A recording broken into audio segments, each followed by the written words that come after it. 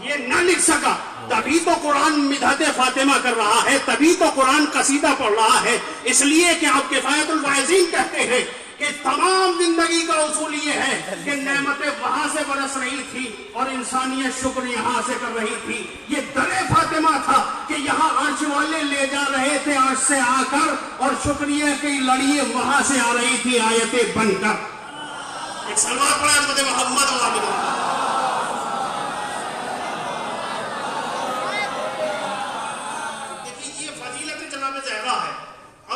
میں آپ کے سامنے کہ جب بی بی کی ولادت ہوئی, آپ دیکھیں منتخب کیا جاتا ہے اور کہا جاتا ہے. اب یہاں دو جملے ہیں علامہ ابن حسن جانچوی کے, میں نقل کر رہا ہوں کہ وہ یہ کہتے ہیں کہ تقابل کیا جاتا ہے فضیلت میں تاکہ سمجھایا جا سکے کہ زہرا کس فضیلت کی مالکہ. یہ اس لیے سمجھایا جاتا ہے کہ جناب مریم سے جو ہے تقابل کیا جاتا ہے. مگر انہوں نے جو بات کہی ہے وہ عجیب و غریب بات کہی ہے. انہوں نے کہا جناب مریم بطول ہے, مگر جناب مریم سے بلند تو جناب فاطمہ زہرا کی ایک عظمت میں, یعنی عظمت میں جناب فاطمہ کی والدہ اس عظمت میں جناب مریم سے آگے نظر آ رہی ہیں. دیکھیں شاید کہ یہ چیز پیدا ہو, جناب مریم سے آگے اس عظمت میں ایک فضیلت میں. دیکھیں فضیلت عطیہ پروردگار ہے, جسے وہ چاہے وہ دے دے, اس میں کوئی چھوٹا بڑا نہیں ہوتا. یہ عزتیں آگے بڑھا دینے کا ایک کارنامہ ہے. اس لیے کہ علی خانہ کعبہ میں پیدا ہوئے, یہ فضیلت ہے یا نہیں ہے؟ دنیا میں ایسی فضیلت ہے جس سے کوئی انکار نہیں کر سکتا. مگر رسول پیدا نہیں ہوئے تو کیا رسول کی عظمت گھٹ گئی؟ نہیں گھٹی ہے.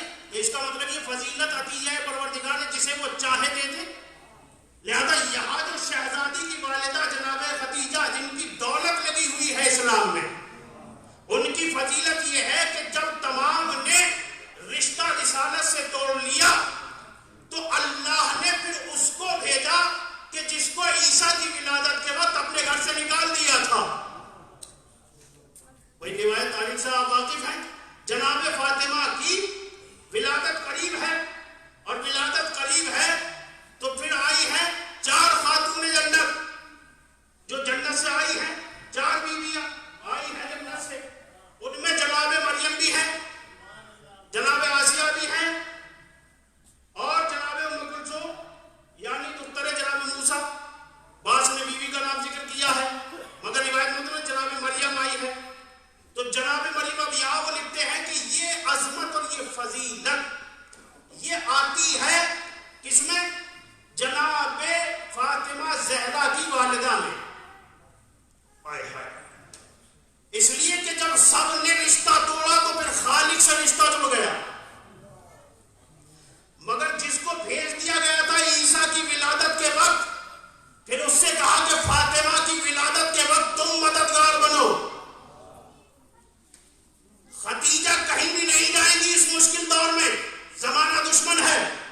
لہذا ہم انتظام کر رہے ہیں. ہم مریم جو تم نے گھر کو چھوڑا تھا, تم جاؤ مدد کرنے کے لیے, اس لیے کہ تم بھی بطول ہو, پیدا ہونے والی بھی بطول ہے. دیکھیں تھوڑا سا بیدار ہو جائیے تو لطف آ جائے گا. تم بھی بطول ہو, پیدا ہونے والی بھی بطول ہے.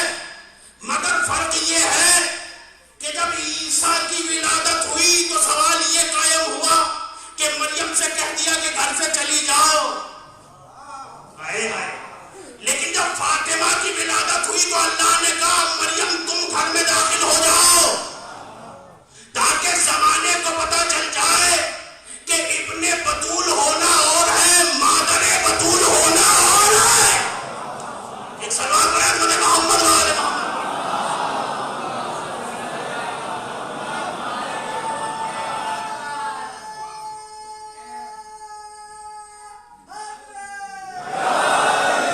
اب دیکھیے یہیں سے بات جو ہے وہ آگے بڑھتی چلے جائے گی.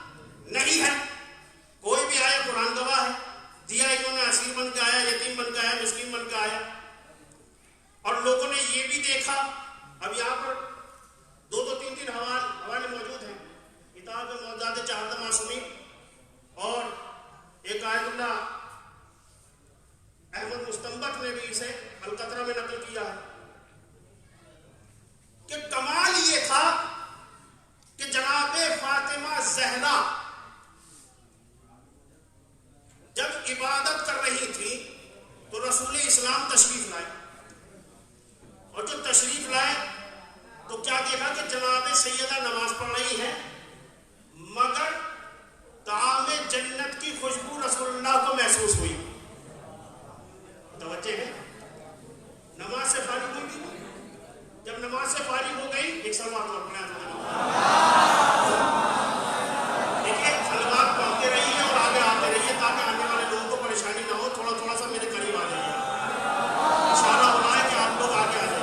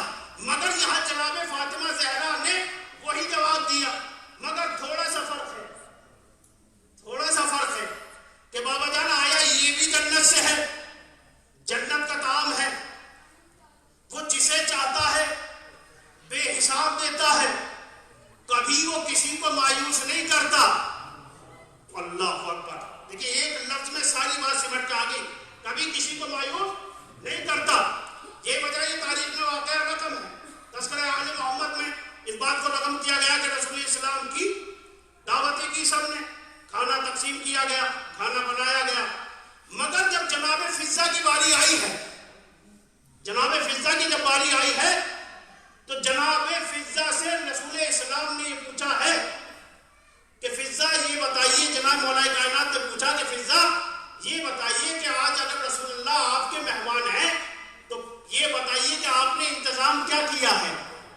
اس لیے کہ مجھے تو بتایا ہوتا کہ آپ انتظام کرنے والی ہیں.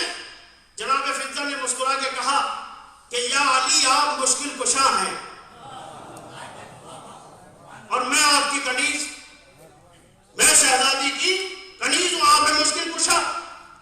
اب بات اور صرف اتنی ہے کہ جناب فضہ نے مصلی بچھایا اور مصلی بچھانے کے بعد میں اب جب نماز پڑھ کر سجدہ آخر ادا کیا ہے تو وہی خوشبو آنے لگی شہر میں جو کچھ دن پہلے آ رہی تھی. بات یہاں تمام ہو گئی، واقعہ تمام ہو گیا. ہم آپ کی سادات میں یعنی پٹیل سادات میں والد ہوئے. ہم نے پوچھا کہ صاحب ہمیں نقی حیدر بھائی کے گھر جانا ہے.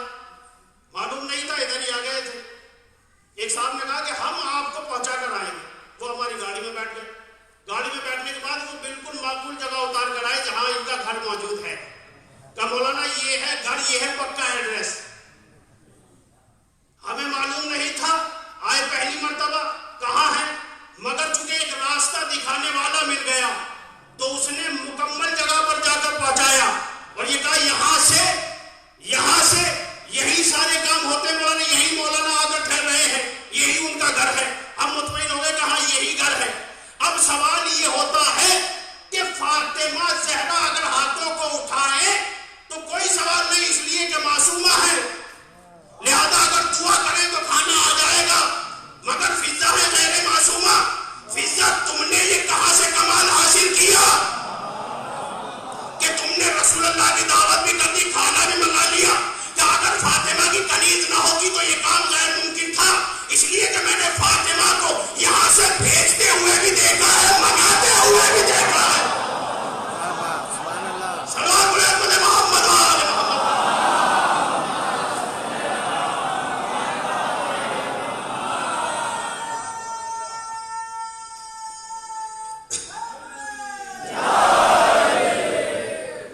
ایک سوال اور پڑھا تھا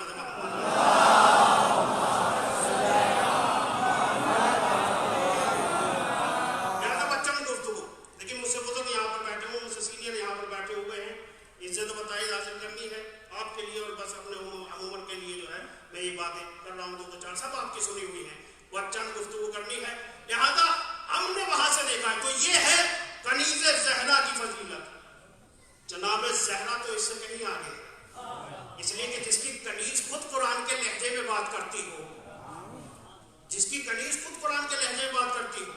تاریخ نے کہا کہ یہ دونوں ہی مقامات ہیں، مگر فرشتے یہاں بھی آئے، فرشتے وہاں بھی گئے.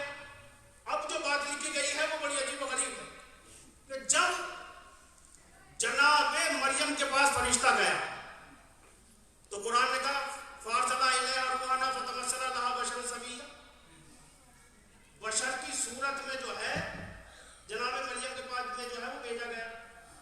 جناب مریم گھبرا گئی، پہچان نہ سکی. کس لیے نہ پہچان سکی؟ اس لیے نہ پہچان سکی کہ فضیلت میں اس بطول کے مقابلے میں نہیں ہے. وہ فضیلت نہیں ہے جو اس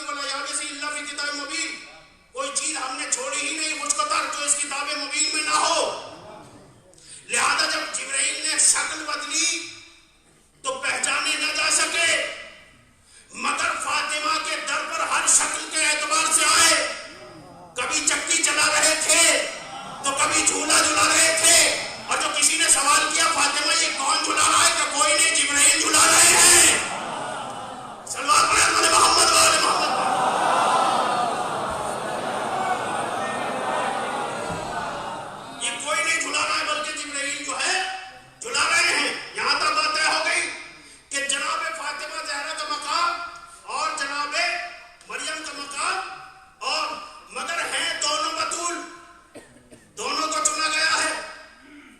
اب ایک حدیث ہے امام جعفر صادق علیہ السلام،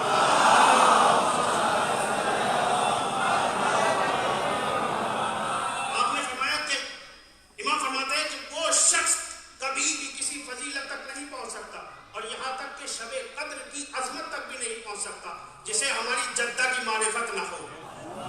اللہ اکبر. دیکھیں حدیث میں نے آپ کے سامنے پڑھ دی ہے، وہ کبھی اس فضیلت اور اس مقام تک نہیں پہنچ سکتا. اس لیے نہیں پہنچ سکتا، عدد حوالے موجود ہیں. اس لیے کہ عادل احمد مستنبط نے بھی لکھا ہے کہ اللہ نے یہ پکا انتظام کیا ہے، یہ محکم انتظام کیا ہے کہ آدھی کائنات کو اللہ نے فاطمہ کے محل میں رکھ دیا. بہت بڑی بات کہہ رہا ہوں. آدھی کائنات کو جناب فاطمہ کے محل میں رکھ دیا. اور شیخ عباس قمی نے یہاں سے آگے نقل کیا، وہ یہ کہتے ہیں کہ صرف آدھی کائنات کو نہیں، پانی کو رکھا، نمک کو رکھا. یہ محل فاطمہ ہے یا نہیں ہے؟ اب یہ کہا گیا اس پر چلنے پھرنے والوں کو بھی احتیاط ضروری ہے. یہی ان سے سوال ہوگا، اس لیے کہ جس جگہ رہ رہے ہو وہ محل ہے سیدہ کا.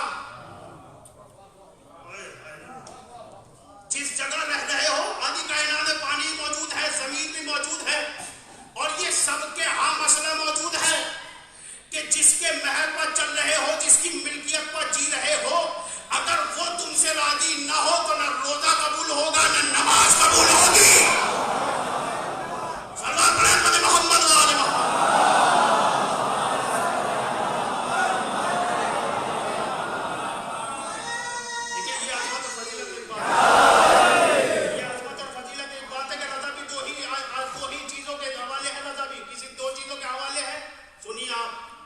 سب کو معلوم ہے رسول کائنات نے یعنی رسول اکرم نے یہ ارشاد فرمایا کہ فاطمہ میرے جز ہے، میرے حصے کا جز ہے، میرے ٹکڑا ہے.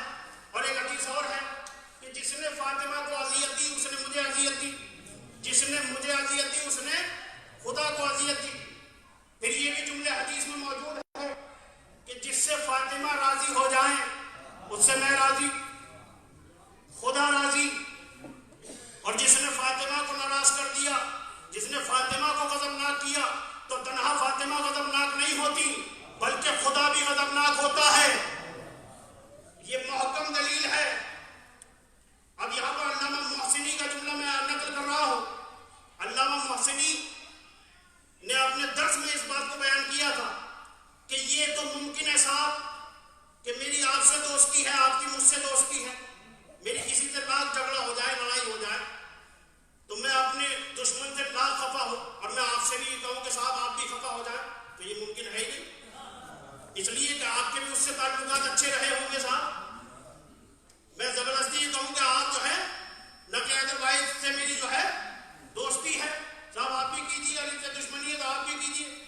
تو مولانا یہ صفت ہر ایک میں نہیں پائی جا سکتی کہ جس اعتبار سے آپ کسی پہ غضبناک ہو رہے ہیں اسی اعتبار سے آپ کا دوست بھی ہو جائے. بڑی عجیب بات کہی انہوں نے، مگر کہا کہ ساری کائنات کو پورے ایک ہی جملے میں رسالت میں آپ نے رکھ دیا کہ خبردار سب کچھ کر لینا مگر فاطمہ کو غضبناک نہ کرنا. اس لیے کہ اگر فاطمہ راضی نہ ہوئی تو جب تک فاطمہ غضبناک ہے خدا کسی بھی صورت میں راضی نہیں ہو سکتا. خدا کسی بھی صورت میں راضی نہیں ہو سکتا. تو دو ہی جز ہیں، دو ہی صفتیں ہیں، دونوں کے پاس رضائے ہیں. ایک دفعہ کیا کہا گیا صاحب، اب یہ مکمل بات ہے، مولائے کائنات سوئے شب ہجرت میں آیت نازل ہو گئی. کیا کہا گیا؟ دیکھیے آپ کا سنا ہوا ہے، المختصر کا جملے تک پہنچنا ہے. نفس گیا مرضی آ گئی، ساری مرضیاں اللہ نے علی کو دے دی، ساری مرضیاں دیا اللہ نے علی کو دے دی. عجیب بات ہے، ایک ہی گھر ہے، ایک امام ہے، ایک ہے معصومہ ولیہ. ایک کی صفت یہ ہے کہ اگر وہ غضبناک ہو جائے تو اللہ غضبناک ہو، اور ایک کی صفت یہ ہے کہ اگر علی کسی سے ناراض ہو جائے تو اللہ راضی ہو ہی نہیں سکتا، اس لیے کہ رضا علی کے پاس ہے. اس کا مطلب یہ ہے کہ سارے کے سارے کام وہاں پر آپ کو ملیں گے کہ آپ کس راستے پر جا رہے ہیں اور آپ کس مقام پر کھڑے ہوئے ہیں، یا آپ کو وہاں تک پہنچنا ہوگا یا نہیں پہنچنا ہوگا، یہ آپ سوچئے. اس لیے کہ اگر اللہ کو راضی کر کے جنت میں داخل ہونا ہے تو دو کام تو ضرور ہی کرنے پڑیں گے، یا تو فاطمہ کو راضی کرنا ہوگا یا پھر علی کو راضی کرنا ہوگا. سلوات پڑھیں حضرت محمد وآل محمد.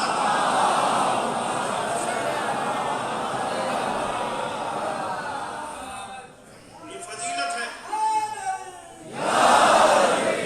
دیکھیں چونکہ میں موضوع سے ادھر ادھر نہیں جا رہا ہوں، بالکل جناب جو فضیلت میں طالب علم کی صورت سے آپ کی خدمت میں بتا سکتا ہوں. تو لہذا جناب مریم نے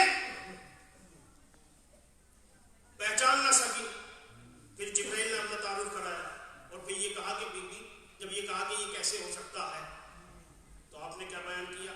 آپ نے کہا کہ یہ بی بی خلقت نہیں ہے، یہ امر ہے. یہ خلقت نہیں ہے، یہ امر ہے. دیکھیے جب رضائیں دونوں کے ہاتھ میں ہیں تو فضیلتیں بھی ویسی ہی ہونی چاہیے جو دونوں کے پاس ہوں. اس لیے کہ اگر یہ اعجاز یکساں نہ ہوا تو پھر سوال ہو سکتا ہے کہ صاحب جب ان کے پاس رضا ہے تو ان میں یہ کمالات موجود ہیں تو ان میں بھی وہی کمالات موجود ہونے چاہیے. اب دیکھیں مثال آپ کے حوالے ہے، جب یہ کہہ دیا کہ یہ خلقت نہیں ہے، یہ امر ہے، اِنَّ كَانَ أَمْرًا مَقْضِيًّا، بیوی یہ خلقت نہیں ہے بلکہ یہ امر ہے. یہاں بڑے بڑے علماء نے بہت اچھے اچھے بیان دیے ہیں. علامہ ذیشان نظر جوادی نے بھی اسے لکھا ہے کہ تاریخ ایک جز پر یعنی صاحب پر کہ یہ سمجھانے کے لیے، بتانے کے لیے کہ جناب مریم بھی اپنے مقام پر ٹھیک تھی، جبرائیل بھی اپنے مقام پر ٹھیک تھے، چونکہ وہ کر رہی تھی قانون خلقت پر اعتراض کہ خلقت ایسے ہوتی ہے، مگر اللہ نے اپنی قدرت کا مظاہرہ کر دیا کہ یہ خلقت ہے نہیں تو امر ہے. ارے ہم تو وہ ہیں جو بغیر ماں باپ کے پیدا کرتے. یہاں ماں تو موجود ہے، لہذا اعتراض نہ کرو، بی بی ایسا ہی ہوگا، ایسا ہی ہوگا. مگر ایک سوال تو ہو گیا کہ آخر اس امر کو از روح قرآن تفسیر ملے تو ملے کیسے، یہ روشن ہو کیسے؟ تو یہ بھی بغیر در فاطمہ کے ممکن نہ ہو سکا. اس لیے کہ جب تک فاطمہ کے ایک فرزند نے امر کو ثابت نہ کیا تب تک امر سمجھ میں نہ آ سکا کہ امر ہوتا کیسا ہے. اسی لیے 8ویں فرزند جناب امام علی رضا جب دربار میں موجود ہے، یہ بھی بغیر اہل بیت کے مسئلہ آسان نہ ہو سکا. اس لیے کہ امام علی رضا دربار میں موجود ہیں، اور جب امام کی حد توہین ہوتی رہی، جب توہین ہوئی ہے تو امام نے قالین پہ بنے ہوئے ایک شیر کو دیکھا ہے. اللہ اکبر. بنے ہوئے ایک شیر کو دیکھا اور شیر سے کہا کہ تو دیکھ رہا تیرے امام کی توہین ہو رہی ہے. بھائی اتنا کہنا تھا کہ شیر مجسم ہو گیا اور جادوگروں کو نکل گیا اور فاطمہ کی عظمت آشکار ہو گئی. فاطمہ کی عظمت آشکار ہو گئی، اس لیے کہ جو چیز بی بی کی سمجھ میں نہ آ رہی تھی وہ اشارے سے فرزند فاطمہ کے آیا ہو رہی تھی. تاریخ میں امام نے بتا دیا کہ اس انگشت شہادت کے اشارے کو امر کہتے ہیں اور ہمیں اولو الامر کہتے ہیں. سلوات پڑھیں حضرت محمد وآل.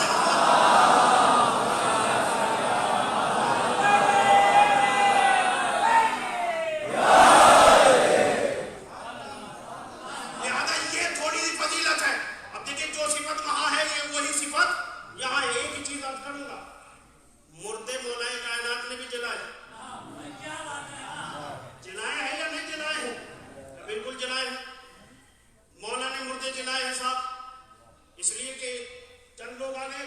اب یہ موضوعات میں یعنی موضوعات چاہت معصومین میں نقل ہے کہ جب سب میں ڈھونڈ آئے کہ کوئی ہے مردہ جلانے والا. اب دیکھیے میں چونکہ آپ کی سماعتوں سے واقف نہیں ہوں،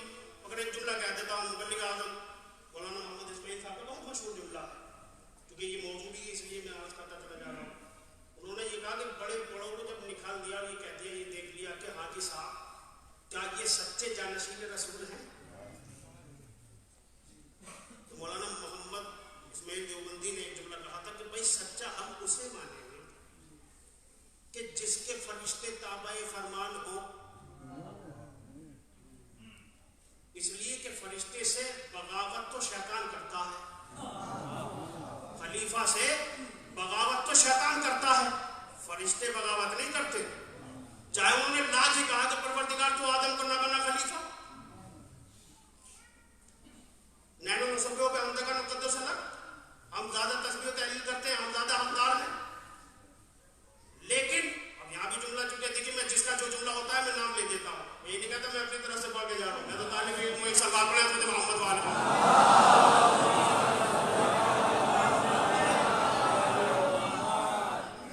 آپ نے بیٹھکوں میں دیکھا ہوگا کہ بزرگوں کے سامنے جب کبھی بچے شرارت کرتے ہیں نا تو بزرگ جھڑک دیتے ہیں، خاموش ہو جاؤ، تمہیں کچھ پتا نہیں ہے، بیٹھ جاؤ، تمہاری عمر کم ہے.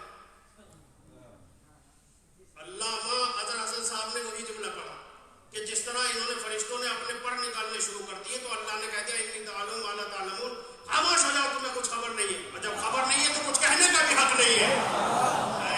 ایک سلوات پڑھیں تو محمد ایسے ہی جھڑک دیا بھائی، جیسے انہیں جھڑکا تھا بچوں کو جھڑک دیتے ہیں آپ حضرات بزرگ، ایسے اللہ نے رشتوں کو جھڑک دیا کہ تمہاری عمر کیا ہے، ابھی پیدا ہوئے ہو. جبکہ بات تو وہ صحیح کہہ رہے تھے، دیکھ رہے تھے وہ، مگر اس کے باوجود جو نگاہ الہیت تھی وہاں تک نہیں پہنچ پا رہے تھے امر الہی تک. اب وہ جملہ کہتے ہیں کہ ہم نے بڑوں بڑوں کو دیکھا مگر ہم سچا اسی کو مانیں گے کہ جس کا فرشتے تابع ہو، فرشتہ بات مانتا ہو، اس لیے کہ فرشتہ خلافت کے سامنے سر چکا لیتا ہے.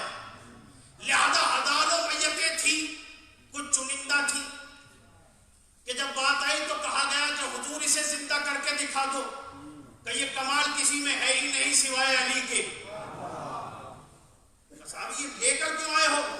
کہ اسے مارا ہے فرشتے نے، ملک الموت نے. محمد اسماعیل دیوبندی کا جملہ ہے مولانا کا، وہ کہتے ہیں اسے مارا ہے ملک الموت نے. بھائی ہر ایک کو وہی تو مارتا ہے، ڈانٹ کر کہہ دو کہ اسے زندہ کر. کہ ہماری اوقات کیا اس سے ہم ڈانٹ کے بات کریں، اس لیے کہ اگر اس نے گھور کے دیکھ لیا تو ہم کلام کرنے کے بھی لائق نہ رہیں گے. اگر گھور کے وہ دیکھ لے، دیکھیے بہت بڑی نگاہیں وہ تاریخ میں پوری موجود ہے، ہلنے کی بھی اجازت نہیں دیتا وہ، چاہے لاکھ سلطنت سلمانی لیے ہوئے ہو، مگر ہلنے کی بھی اجازت نہیں ہے وہاں. لہذا انہوں نے کہا جب ہم نے کسی کو دیکھا ہی نہیں تو پھر ہم کسی کو مانتے بھی نہیں، مگر ہم نے ایک کو دیکھا کہ جس نے زندہ ہی نہیں کیا بلکہ دلیل بھی دے دی حیات و موت کی. اس لیے کہ جب علی نے ایک مردے کی نماز جنازہ پڑھا دی تو لوگ تعجب سے یہ کہہ رہے تھے کہ علی کو کچھ خبر نہیں ہے، مگر انہیں کیا پتا تھا کہ یہی اصلی جانشین ہے کہ جس کی فرشتے مانتے ہی مانتے ہیں. اور مولا نے کہہ دیا اچھا اگر تمہیں اپنی بات پر یقین ہے تو چادر اٹھا کے دیکھ لو. انہوں نے چادر اٹھا کے دیکھا تو نگاہیں عجیب تھی، اس لیے کہ ابرو وہاں کہاں موجود تھی، اس لیے کہ فرشتہ تو پہلے ہی دیکھ چکا تھا. تو اس کا مطلب یہ کہ اللہ جسے چنتا ہے، منتخب کرتا ہے، تو انہوں نے لکھا کہ اس کے سامنے فرشتے ضرور جھکتے ہیں. اب سب کے سب جو ہے چلے گئے مگر ایک ماں رہ گئی تھی. اس نے مولا کے سامنے ہاتھوں کو جوڑ کے کہا کہ میں عقل مند ہوں، اس لیے کہ اب میں آپ کے دامن کو نہیں چھوڑ سکتی. کیوں نہیں چھوڑ سکتی؟ اس لیے کہ جو چلے گئے ان کے گھر کا مردہ نہیں تھا، مردہ ہے میرا، اور وہ بھی اکلوتا سہارا، تو ایسے کہتے چھوڑ دوں. لہذا مولا آپ زندگی دے دیجیے کہ بھلا کوئی زندہ بھی کر سکتا ہے اللہ کے علاوہ. کہ اتنی تو عقل مجھ میں بھی آ گئی کہ جس کے اشارے پہ موت مل سکتی ہے اس کے اشارے پر زندگی بھی مل سکتی ہے. جس کے اشارے پر، لیکن زیادہ دیر آپ کی خدمت میں مجھے نہیں رہنا ہے. بس ایک بات، وہ بس ایک حقیق طالب علم کی ایک محنت ہے، وہ بس آپ کی خدمت میں عرض کروں گا. وہ اگر سمجھ میں آ جائے تو بس مجھے دعاؤں سے نواز دیجیے گا کہ یہاں پر بالکل ایمانداری سے چلیے نکی بھائی، جس کا جو قول ہے، جس نے لکھا ہے، جہاں جہاں سے میں نے پڑھا ہے، سب کو آئین ہی بیان کر رہا ہوں.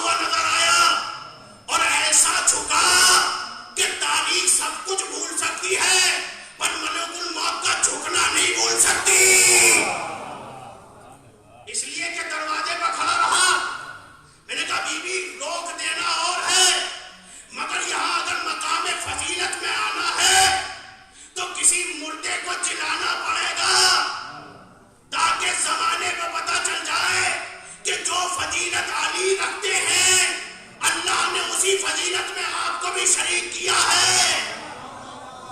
لہذا جب کہیں نہ مل سکا تو آیت اللہ احمد مستنبت میں لکھا کہ ایک یہودی کے گھر میں فاطمہ شادی کے لیے گئی. لوگ کہہ رہے تھے کہ فاطمہ آئیں گی تو ہم مسکرہ کریں گے, فاطمہ کی غربت پہ ہنسیں گے, مگر جب ماتم چھا گیا اور دلہن موت کی وادی میں چلی گئی تو فاطمہ نے مصلی بچھایا اور ہاتھوں کو اٹھا دیا, پالنے والے میری عزت کی قسم اس دلہن کو زندگی دے دے. مردے کے پاس فاطمہ نہیں گئی بلکہ ویسے ہی جیسے ہاتھ اٹھے ادھر دعا کے لیے ہاتھ اٹھے ادھر زندگی مل گئی. ابھی ہاتھ نیچے نہیں آئے تھے کہ دلہن زندہ ہو گئی.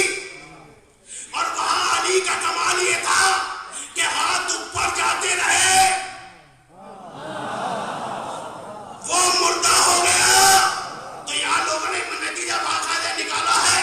اس کا مطلب یہ ہے کہ علی کے اٹھتے ہوئے ہاتھوں کو موت کہتے ہیں, فاطمہ کے گرتے ہوئے ہاتھوں کو زندگی کہتے ہیں. ارے سلام علیکم محمد وعلیکم.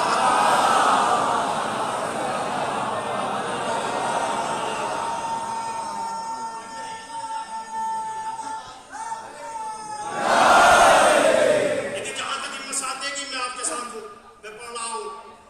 لہذا یہ ہے مقام, اس لیے کہ ابھی فاطمہ نے کچھ کہا نہیں ہے, ارادہ کیا اور کہا, یعنی ارادے پر ہی ادھر ہاتھ اٹھے ہیں. اب یہ جملے ان کے موجود ہیں. ہاتھ نیچے آتے چلے گئے, خوشی کی لہر دوڑ گئی. لیکن واقعہ یہاں تمام ہو گیا, مگر جو حاشیے میں انہوں نے بات لکھی ہے نا وہی بات اصل تاریخ ہے. اس لیے کہ فاطمہ کو کس موضوع کے لیے بلایا گیا تھا؟ اس لیے کہ فاطمہ کی غربت کا مذاق اڑایا جائے. فاطمہ کی غربت کا ہم مذاق, دیکھیے کسی بھی تاریخ میں آپ پڑھ لیجیے گا, ہر جگہ موجود ہے, بچوں کو بھی پڑھائی جاتی ہے کہ فاطمہ کی غربت کا مذاق اڑایا جائے. اب جو انہوں نے حاشیے میں بات لکھی ہے وہ بڑی کمال کی بات ہے کہ فاطمہ جیسے ہی پہنچی تو نور جنت کو دیکھ کر لوگ حیرت میں رہ گئے. دلہن غش کھا کر گر گئی, پھر اٹھ نہ سکی, اس لیے کہ چلی گئی کہ روح قبض ہو گئی ہے. ذرا سی دیر میں نقشہ بدل گیا. اور اس جنازے کا امتحان کیا تھا صاحب کہ ہم یہ دیکھیں گے کہ علی کو کچھ پتا بھی ہے یا نہیں. تو بغض علی میں ہی تو ایک سازش کو گھڑا گیا, اور جب سازش کو گھڑ کر مولا کائنات کے سامنے پیش کیا گیا, اور ایسا ہی نہیں ہے کہ اسے زبردستی لایا گیا تھا, باقاعدہ اس کا انعام مقرر کیا تھا, اسے دیا بھی تھا. تو بغض علی میں آئے کہ آج علی کی حقیقت کھولیں گے. تو جب بغض تھا, عداوت تھی, تو آئے. تو عداوت میں بھی یہ ہوا کہ آئے تھے مذاق کرنے, علی کا مذاق اڑائیں گے, کہ علی کا علم کا مذاق اڑائیں گے, علی کچھ نہیں جانتے. مگر الٹا تاریخ نے ان کا ہی مذاق اڑا ڈالا. تاریخ نے کہا پھر ایک نہ رک سکا, وہاں کیا کہا, فاطمہ کی غربت کی توہین کریں گے, یعنی مذاق اڑائیں گے, غربت پہ ہنسیں گے. تو دو ہی چیزیں سامنے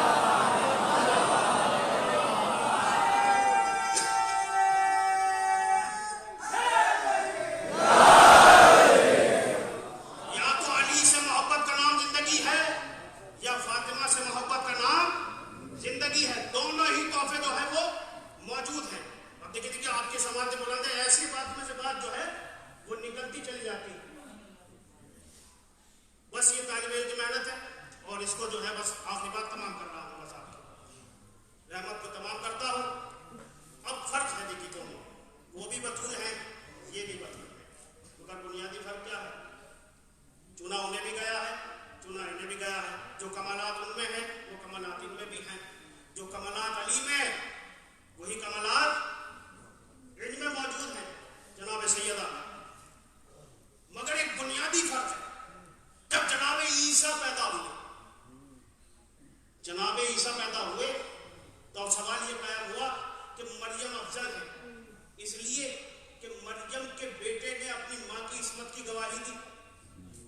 دیکھیں پورا نقشہ وہی ہے، گواہی دی، یعنی آغوش مادر میں انی عبداللہ آتنی الکتاب وجعلنی نبیّا، قرآن پڑھا، اللہ نے قرآن بتایا اور یہ بتایا کہ میں کتاب بھی لے کر آیا ہوں، مجھے نبی بنا کے بھیجا گیا ہے۔ جتنا معاشرہ بگڑا ہوا آیا تھا ان سب کے غیظ و غضب جو ہے وہ ٹھنڈے ہو گئے، اس لیے ٹھنڈے ہوئے کہ جناب عیسیٰ کی عصمت کو انہوں نے پہچانا، اور یہ تو اتنی چلاک قوم ہے کہ اس نے تنہا عیسیٰ کو نہیں بلکہ اہل بیت کو بھی پہچان لیا تھا۔ میں جملہ عرض کر گیا، اب آپ کو پہنچنا ہے تو پہنچ جائے، اس لیے کہ جناب عیسیٰ کو تنہا نہیں پہچانا ہے، کیا مباہلے میں نہیں پہچانا انہوں نے؟ پہچانا ہے مباہلے میں، اور اتنے باوقار طریقے سے پہچانا ہے، اور رسول نے بھی کمال کر دیا، رسالت مآب نے بھی کمال کر دیا، اس لیے کہ اپنے گھر سے تو کسی ایک کو نہیں لیا مگر علی کے گھر سے کسی کو نہیں چھوڑا۔ جہاں سے رسول بھی کچھ نہیں چھوڑ رہے ہیں وہاں سے امت نے سب کچھ چھوڑ دیا۔ یہی تو گلہ ہے، یہی تو گلہ ہے کہ جہاں سے رسول اپنی زندگی میں کچھ نہیں چھوڑ رہے ہیں وہاں امت نے ان کی وفات کے بعد سب کچھ چھوڑ دیا، اور یہ بھی تنہا معرکہ ہے، میدان مباہلہ، مباہلہ یہ تنہا میدان ہے جہاں شہزادی کہیں ہے میدان میں، مگر انداز کیا ہے کہ اتنی بڑی مجاہدہ ہے شہزادی کہ اب تک ہر میدان میں جو آگے رہتا تھا علی وہ آج پیچھے ہے، فاطمہ آگے ہے، علی پیچھے ہے۔ اب یہاں بزرگ علماء مجھ سے بہتر جانتے ہیں جو یہاں بیٹھے ہوئے ہیں، علامہ ظہیر عباس صاحب کا جملہ پڑھ رہا ہوں کہ آج اللہ نے فاطمہ کو رسالت آگے، امامت پیچھے، بیچ میں ہے سیدہ، آج اللہ نے فاطمہ کو اس مقام پہ لا دیا کہ اگر اب بھی لوگ نہ پہچان سکے اور نہ جان سکے کہ مقام فاطمہ کیا ہے، اللہ نے فاطمہ کو کس مقام پہ رکھا ہے تو پھر کب پہچاننا ہوگا، اس لیے کہ درمیان میں فاطمہ، رسالت آگے ہے، امامت پیچھے ہے، فاطمہ اس مقام پر ہے کہ اگر ایک قدم آگے بڑھا دے تو عہدۂ رسالت آ جائے، ایک قدم پیچھے ہٹا دے تو عہدۂ امامت آ جائے۔ سلوات پڑھیں احمد محمد والے۔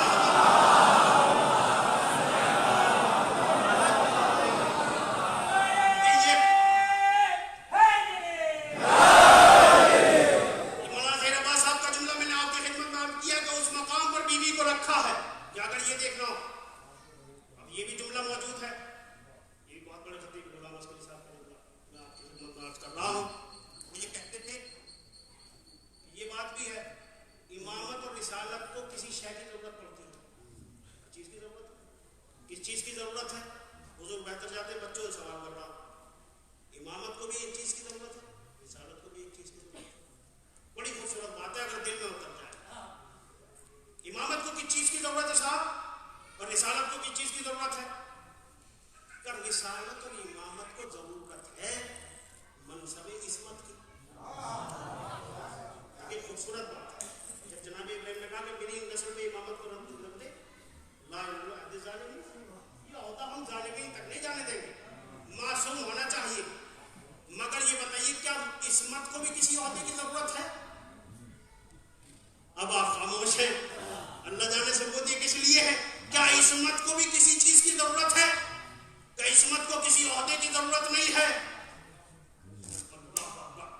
عصمت کو کسی عہدے کی ضرورت نہیں ہے، کیونکہ عصمت ہی وہ منصب ہے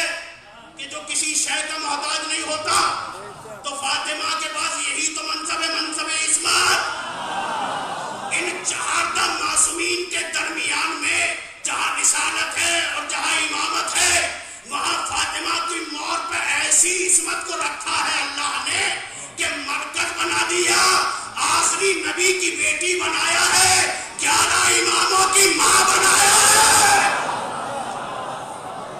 سلوات پڑھیں۔